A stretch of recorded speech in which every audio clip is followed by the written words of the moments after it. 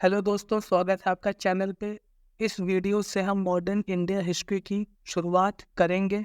Modern India history हम spectrum book के through पढ़ेंगे और भी कोई एडिशनल इन्फॉर्मेशन जो एग्ज़ाम पॉइंट ऑफ व्यू से इम्पोर्टेंट है और जो आप लोगों की क्यूरियोसिटी को भी बढ़ा सके, वो भी हम इन वीडियोस में देखेंगे।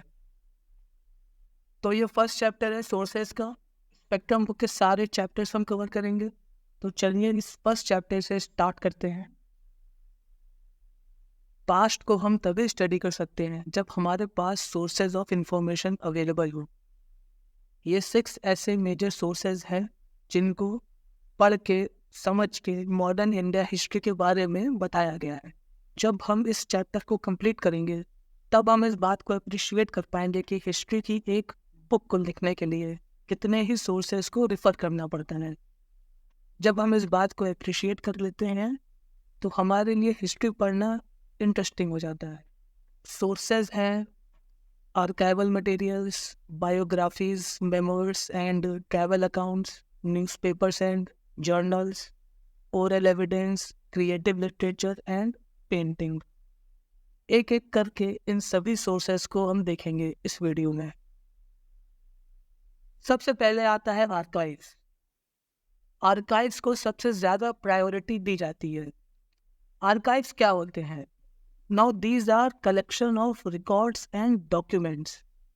They are primary source documents. इनको प्राइमरी सोर्स डॉक्यूमेंट्स इसलिए कहा जाता है क्योंकि ये डॉक्यूमेंट्स किसी एक्टिविटी के समय या उस एक्टिविटी के तुरंत बाद बनाए जाते हैं, तो इसलिए इनको प्राइमरी सोर्स डॉक्यूमेंट्स कहते हैं। ये क्लियर है? अब एक्टिविटीज़ जैसे कि एडमिनिस्ट्रेटिव, लीगल, सोशल या कमर्शियल एक्टिविटी। एडमिनिस्ट्रेटिव एक्टिविटी जैसे कि बजट प्रिपरेशन, किस डिपार्टमेंट को कितना बजट दिया गया और उतना बजट क्यों दिया गया। फिर लीगल एक्टिविटी, किसी एक्ट को पास करना, उस एक्ट को पास करने के पीछे रियल इंटेंशन क्या था, उसके अगेंस्ट में क्या क्या आर्गूमेंट्स दिए गए।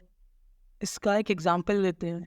फॉर एग्जाम्पल, जब आर्म्स एक्ट पास किया गया तो उसका सबसे ज़्यादा विरोध किसानों ने किया। किसान अपने पास हथियार रखते थे ताकि वे अपने फसलों को वाइल्ड एनिमल्स से प्रोटेक्ट कर सकें, लेकिन अब इस एक्ट के पास होने से उनके लिए हथियार प्राप्त करना बहुत मुश्किल हो जाएगा। उनको कई बार ऑफिस जाना पड़ेगा, सरकारी ऑफिस जाना पड़ेगा उनको कई बार, तमाम तरीके की वेरिफिकेशन से गुजरना पड़ेगा और उसके बाद भी जो है श्योरिटी नहीं है कि वेतन मिले कि ना मिले। तो इसलिए उन्होंने इस ऐप का खूब विरोध किया। तो ये सब जानकारी हमें आर्काइव से मिलती है।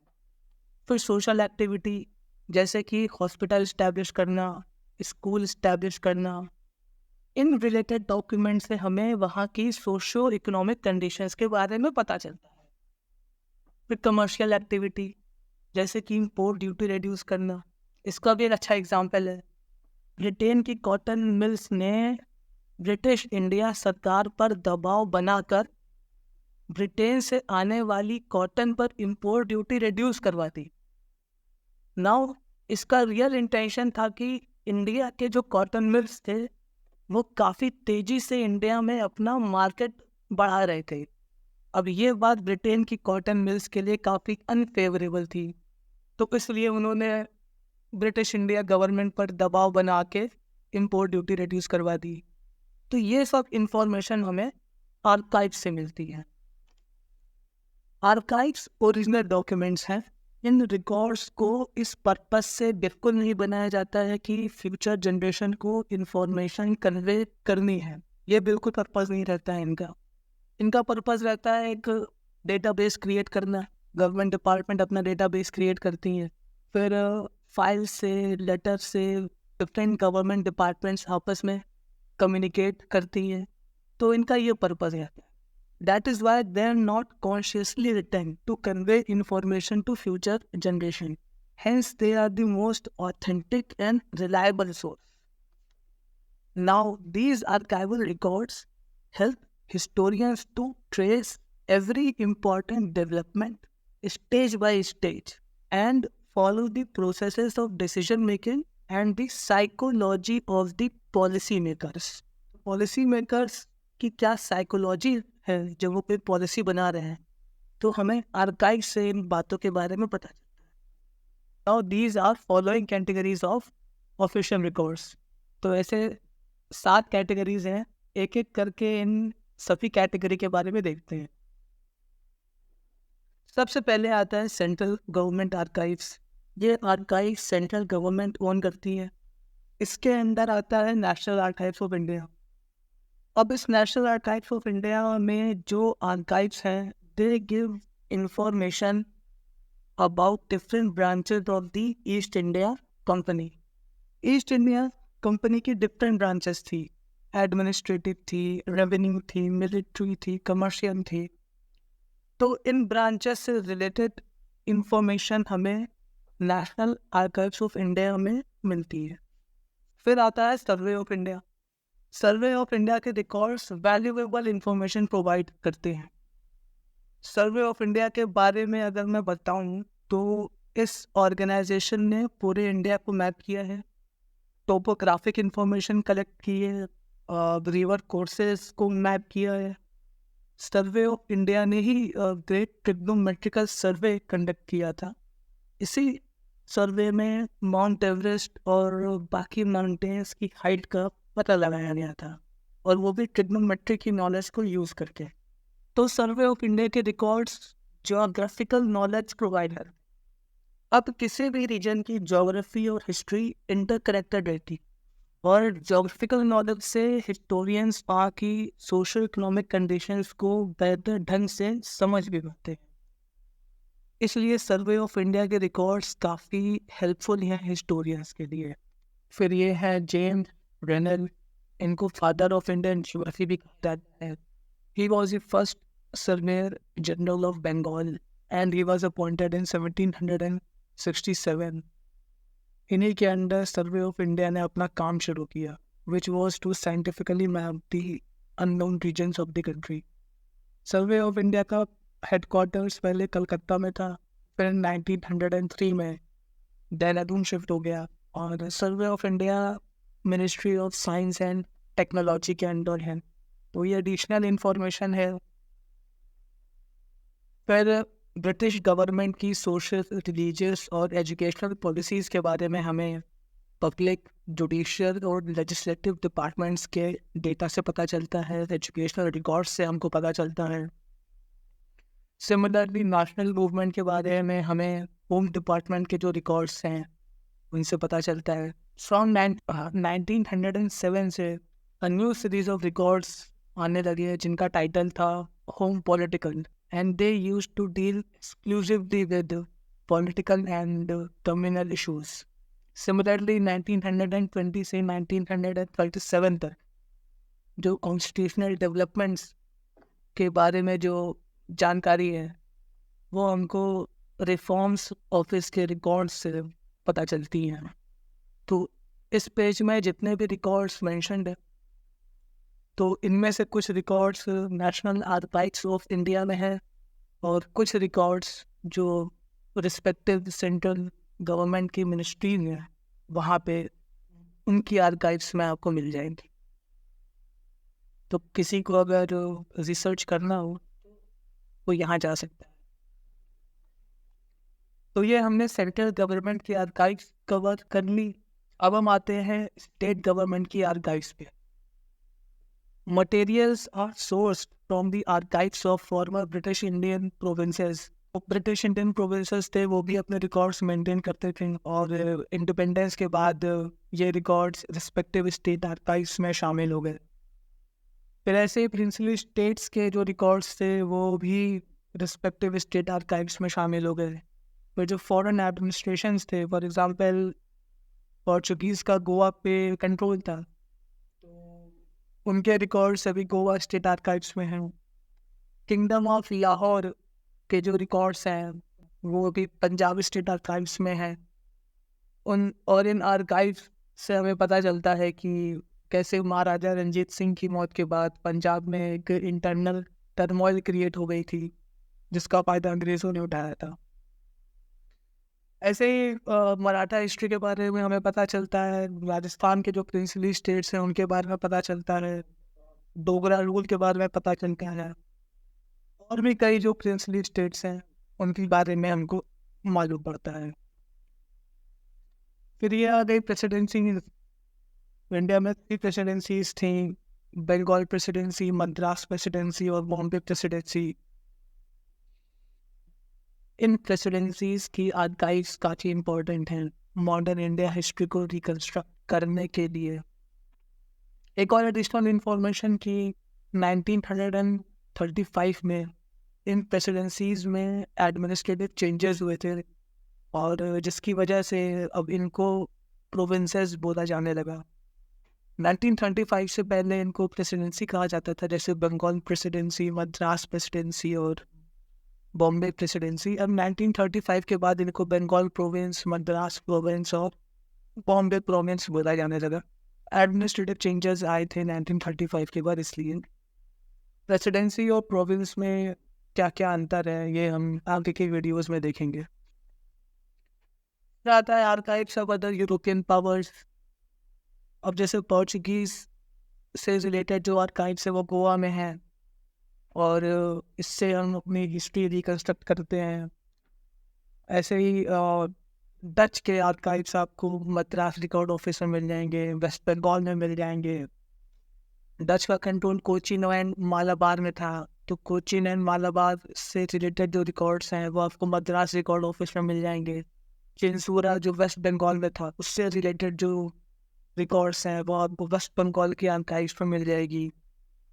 ये चिंसूरा है which is on the banks of the Hooghly river.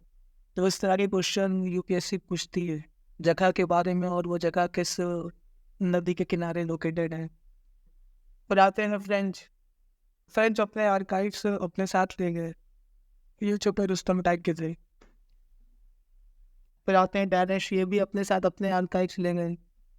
हालांकि कैंकुबार्ड से रिलेटेड जो रिकॉर्ड्स हैं वो आपको मद्रास रिकॉर्ड ऑफिस से मिल जाएंगे। अब ये कैंकुबार्ड है, इसका मॉडर्न नेम रंगमबाड़ी है, और इसके नॉर्थ में पुडुचेरी है, और पुडुचेरी के नॉर्थ में चेन्नई है। तो ये लोकेशंस हैं इम्पोर्टेंट प्लेसेस की। अब आगे बढ़ते हैं। The judicial records, they are helpful in understanding the social and economic conditions of the respective regions. ये जो रिकॉर्ड है ये पेजेंट की पैथेटिक सिचुएशन को बताते हैं। पेजेंट का जो एक ज़मींदार के साथ जो रिलेशनशिप था उसके बारे में बताते हैं जुडिशल रिकॉर्ड्स।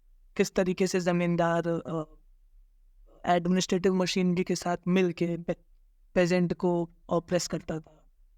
तो जुडिशल रिकॉर्ड्स एक इम्पॉर्टेंट सोर्स ऑफ इंफॉर्मेशन है। फिर आते हैं पब्लिश्ड आर्काइव्स। इसमें पार्लियामेंट्री पेपर्स शामिल हैं, जो पार्लियामेंट्री कमिटीज़ बनाई जाती थी, उन कमिटीज़ की जो रिपोर्ट्स थी, जो कमीशंस बनाए जाते थे, उन कमीशंस के जो रिपोर्ट्स पब्लिश होते थे उनसे हमें इंफॉर्मेशन मिलती है। समय समय पे कमीशंस बनते रहते थे, जैसे famine commission, Fraser commission, Hunter commission, Butler commission. तो इन कमीशंस के रिपोर्ट से हमें काफ़ी इंफॉर्मेशन मिलती है। फिर पार्लियामेंट्री डिबेट्स होती थी, मोतीलाल नेहरू डिबेट करते थे, लाला लाजपत राय डिबेट करते थे, गोपाल कृष्ण गोखले डिबेट करते थे। गोखले की डिबेट से हमें पता चला कि जो साउथ अफ्रीका में इंडियंस हैं उनके साथ कितनी बदसलूकी हो रही है। फिर ऐसे ही जो लेजिस्लेचर्स हैं, इंडियन एंड प्रोविंशियल लेजिस्लेचर्स, उनकी प्रोसीडिंग्स एक इम्पॉर्टेंट सोर्स ऑफ इंफॉर्मेशन है। फिर वीकली गैजेट्स पब्लिश किए जाते थे by central and provincial governments, और फिर वेरियस लॉज एंड रेगुलेशंस, उनसे हमें काफ़ी इंफॉर्मेशन मिल जाती है जिससे हम मॉडर्न इंडिया की हिस्ट्री रिकंस्ट्रक्ट कर पाते हैं। ऐसे प्राइवेट आर्काइव्स हैं, जो इंडिविजुअल्स थे उनकी आर्काइव, जो फैमिलीज थी उनकी archive, Tata family, Birla family, ये भी अपने रिकॉर्ड्स मेंटेन करते थे। इससे भी हमें काफ़ी इंफॉर्मेशन मिलती है। ये जो नेशनलिस्ट लीडर्स थे ये भी अपनी बुक्स लिखते थे, उनसे इंफॉर्मेशन मिलती है। फिर records of the organization like the Indian National Congress, ये हो गया। उसके बाद जो इकोनॉमिक चेंजेस को अगर हमें स्टडी करना है तो उसके लिए जो बेस्ट सोर्स है वो है बैंक्स, बिजनेस हाउसेस और चैम्बर्स ऑफ कॉमर्स के आर्काइव्स। आते हैं फॉरेन रिपोजिटरीज। अब मॉडर्न इंडियन हिस्ट्री से रिलेटेड कुछ आर्काइव्स फॉरेन कंट्रीज में स्टोर्ड है। लंदन में इंडिया रिकॉर्ड्स ऑफिस है, वहाँ आपको court of directors, boards of control और सेक्रेटरी ऑफ स्टेट, इनकी मीटिंग्स से रिलेटेड इंफॉर्मेशन मिल जाएगी। फिर ऐसे ही ब्रिटिश म्यूजियम में कुछ रिकॉर्ड्स रखे गए हैं वाइस रॉयस के, सेक्रेटरीज के और जो अदर हाई रैंक ऑफिसर्स हैं उनके कुछ पेपर्स का कलेक्शन वहाँ पर रखा हुआ है, जिससे आप हिस्ट्री को रिकन्स्ट्रक्ट कर सकते हैं। फिर ऐसे ही फ्रांस में आर्काइव्स नेशनल है, उनकी जो मिनिस्ट्रीज़ है, ministries of foreign affairs, colonies and Wars, यहाँ से आपको काफ़ी इंफॉर्मेशन मिलती है। जैसे पाकिस्तान है, पाकिस्तान में लाहौर, पेशावर, सिंध में रिकॉर्ड ऑफिस हैं। फिर पाकिस्तान के जो रिकॉर्ड ऑफिस हैं they give us information about regional history and they set light on India's relations with Afghanistan, Iran and other neighboring countries. तो हमने आर्काइव्स वाला पोर्शन कंप्लीट कर लिया है। अब हम बाकी के सोर्सेज देखते हैं। सेकंड सोर्स पे आते हैं जो कि है biographies, memoirs and travel accounts. कई travellers, traders, missionaries and civil servants जो इंडिया में आए, उन्होंने अपने एक्सपीरियंसेस के बारे में लिखा और इंडिया के डिफरेंट पार्ट्स के बारे में भी उन्होंने हमें जानकारी दी। इस ग्रुप में मिशनरीज काफ़ी इम्पोर्टेंट थे। मिशनरीज क्रिश्चियन फेथ यहाँ पे स्प्रेड करने के लिए आए थे, तो इन्होंने कई किताबें लिखी हैं। कुछ फेमस किताबें हैं जैसे journal of Bishop Heber. Bishop Heber England के थे, इन्होंने अपनी जर्नल लिखी। फिर ऐसे ही एब्बे डुबॉय थे, ये भी एक बिशप थे, ये फ्रांस के थे। इनकी किताब थी Hindu manners, customs and ceremonies. तो इन बुक्स को पढ़ के हमें यूजफुल इंफॉर्मेशन मिलती है relating to socio economic life of India, decline of Indian powers and rise of the British. कुछ ब्रिटिश ट्रैवलर्स थे, इन्होंने अपने ट्रैवल अकाउंट्स लिखे हैं। कुछ फेमस नाम है जैसे जॉर्ज फॉस्टर, बेंजामिन हेन, फिर जेम्स बर्नेस जिन्होंने सिंध के बारे में लिखा। सबसे ज़्यादा फेमस है अलेक्जेंडर बर्नेस, जिनकी एक फेमस किताब है ट्रैवल इनटू बुखारा। तो अलेक्जेंडर बर्नेस ट्रैवलर तो थे ही, साथ में ब्रिटिश जासूस भी थे। कि ये बुखारा है और बुखारा उज्बेकिस्तान में है। तो अलेक्जेंडर बर्नेस दिल्ली से बुखारा गए थे, दिल्ली से लाहौर, फिर पेशावर, फिर काबुल और फिर वहाँ से बुखारा गए। तो इनकी ये ट्रिप तो ब्रिटिश गवर्नमेंट ने स्पॉन्सर की थी और इनकी इस ट्रिप के दो मकसद थे। पहला तो मकसद ये था कि जितने रीजन पड़ेंगे बीच में उनके बारे में जानकारियाँ इकट्ठा करना, वहाँ उस रीजन में कौन कौन सी ट्राइब्स पाई जाती हैं उनके बारे में जानकारियाँ इकट्ठा करना। और दूसरा बुखारा जाने का मकसद ये भी था कि उस वक्त इंग्लैंड को डर था कि रशिया इंडिया पर अटैक कर देगा। इस वजह से अलेक्जेंडर बर्नेस को बुखारा भेजा गया और इससे रिलेटेड कुछ जानकारियाँ इकट्ठा करने के लिए। फिर डेविडसन आते हैं, डेविडसन ने ऊपर इंडिया के बारे में लिखा। जॉन बटलर ने, इन्होंने असम के बारे में लिखा। ऐसे कुछ नॉन ब्रिटिश ट्रैवलर्स हैं जैसे विक्टर जैकरमैन, इन्होंने तिब्बत, लाहौर और कश्मीर के बारे में हमें जानकारी दी। बैरन चार्ल्स, इन्होंने कश्मीर और पंजाब के बारे में जानकारी दी। फिर एक विलियम मूरक्रॉफ्ट भी थे। फिर अगले सोर्स पे आते हैं जो कि है न्यूज़पेपर्स एंड जर्नल। फिर हम अगले सोर्स पे आते हैं जो कि है newspapers and journal. They are important and authentic source of information for constructing the history of modern India. Newspapers and journals all depict almost all aspects of life in colonial India, including the freedom struggle movement. Newspapers and journals की खास बात यह है कि इससे हमें किसी भी इवेंट के बारे में डे टू डे इंफॉर्मेशन मिलती है। न्यूज़पेपर की शुरुआत इंडिया में अंग्रेज़ों ने ही की थी। कुछ डिस्ग्रंटल्ड एम्प्लॉयज़ थे of the east India company जो कंपनी की मैल प्रैक्टिसेस ऑफ प्राइवेट ट्रेड को एक्सपोज करना चाहते थे, तो उन्होंने न्यूज़पेपर्स का सहारा लिया को एक्सपोज करने के लिए। विलियम बोल्ट्स ने न्यूज़पेपर स्टार्ट करने के बारे में सोचा था, लेकिन वो स्टार्ट नहीं कर पाए। फिर जेम्स ऑगस्टस हिक्की आते हैं, इन्होंने अपना न्यूज़पेपर स्टार्ट किया, मगर 2 साल के अंदर इनका न्यूज़पेपर पब्लिश होना बंद हो गया। फिर इसमें ऐसे ही फ्रांसिस ग्लैडविन थे, रिचर्ड जॉनसन थे, फिर विलियम एशबर्नर थे। का न्यूज़पेपर था बॉम्बे हेराल्ड, ये काफ़ी फेमस न्यूज़पेपर था। शुरुआत में जो न्यूज़पेपर्स एंड जर्नल्स पब्लिश किए जाते थे, इनका मेन मकसद होता था कि यूरोपियंस और एंग्लो इंडियंस, तो शुरुआत में जो न्यूज़पेपर्स पब्लिश किए जाते थे उसका एम होता था कि जो यूरोपियंस हैं, जो एंग्लो इंडियंस हैं, उनकी जो इंटेलेक्चुअल क्यूरियोसिटी है उसको केटर किया जा सके। फिर हम देखेंगे कि second half of the 19th century से कुछ पावरफुल न्यूज़पेपर्स अपीयर होते हैं जिनको विच आर एडिटेड एंड और published by distinguished and fearless journalists. Interesting बात यह है कि इंडियन नेशनल कांग्रेस के जो फाउंडिंग मेंबर्स थे उसके 1/3 फाउंडिंग मेंबर्स जर्नलिस्ट थे। कुछ न्यूज़पेपर्स के नाम हैं और उनके एडिटर के नाम हैं, को आप देख सकते हैं। जी सुब्रमण्या अय्यर एडिटर थे द हिंदू के और स्वदेश मित्रन के। द हिंदू इंग्लिश में पब्लिश होती थी, स्वदेश मित्रन तमिल में पब्लिश होती थी। वही तिलक, बाल गंगाधर तिलक, ये केसरी के एडिटर थे, महारट्टा के एडिटर थे। सुरेंद्र नाथ बैनर्जी, ये भी एक इम्पोर्टेंट नाम है, ये द बंगाली के एडिटर थे। वैसे ही शिशिर, मोतीलाल, गोपाल गणेश अगरकर, NN सेन, फिर दादा भाई नौरोजी, इनका न्यूज़पेपर था द वॉइस ऑफ इंडिया, ये काफ़ी इम्पोर्टेंट है। ऐसे GP वर्मा थे। फिर पंजाब रीजन में कुछ न्यूज़पेपर्स पब्लिश होते थे, सर्कुलेट होते थे, जैसे द ट्रिब्यून, अखबार आम। बॉम्बे में काल एंड गुजराती, फिर बॉम्बे में एक और था द हिंदू प्रकाश। पुणे में सर्कुलेट होता था ज्ञान प्रकाश।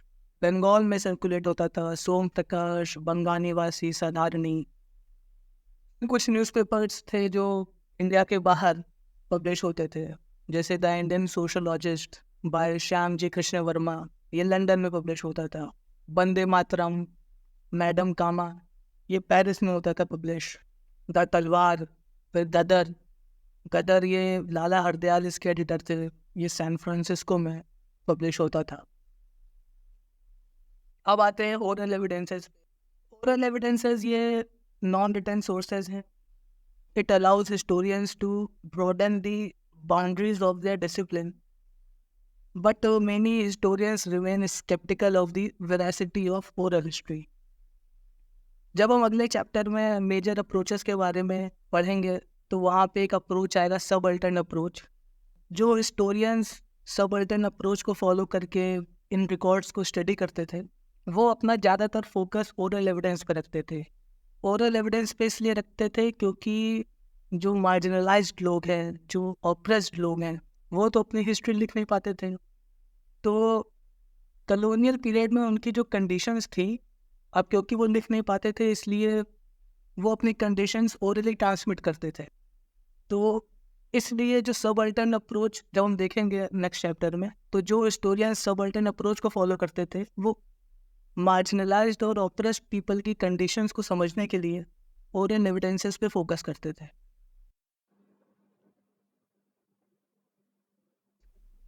विद दिस हमने 4 सोर्सेज खत्म कर दिए।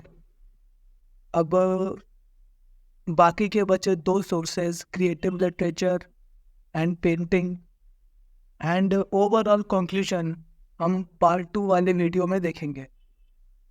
तो उस वीडियो को भी ज़रूर देखिएगा। Thank you.